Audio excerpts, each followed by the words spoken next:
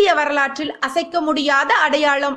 பாண்டவர் மற்றும் கௌரவர்களுக்கு இடையே நடந்த போரில் கிட்டத்தட்ட பூமியில் பாதி மக்கள் தொகைக்கு மேல் இறந்து விட்டனர்.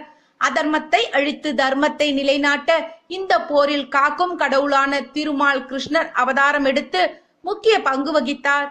போரில் பாண்டவர்களுக்கு பெரும் இழப்பை கொடுத்த நாள் 13ஆம் நாள் ஆகும். அதற்கு காரணம் துரோணாச்சாரியார் அமைத்த சக்கர வியூகமாகும். 18 நாட்கள் நடந்த இந்த போரில் ஒவ்வொரு நாளும் 2 படைகளும் ஒவ்வொரு வியூகத்தை அமைத்தனர். வியூகத்தில் கூர்ம வியூகம், திரிசூல வியூகம், கிரஞ்ச் வியூகம் என்று பல வியூகங்கள் இருக்கிறது. இதில் மிகவும் கடினமான வியூகம் சக்கர வியூகமாகும். சக்கர வியூகத்தை உடைக்க தெரிந்தவர்கள் பூமியில் மிக சிலரே. பீஷ்மர், துரோணாச்சாரியார், பரசுராமன், அர்ஜுனன், கர்ணன், துருபதன். இந்த சக்கர வியூகத்தை உடைக்க போர் திறமை மட்டுமன்றி கணிதமும் அறிவியலும் இருக்கிறது.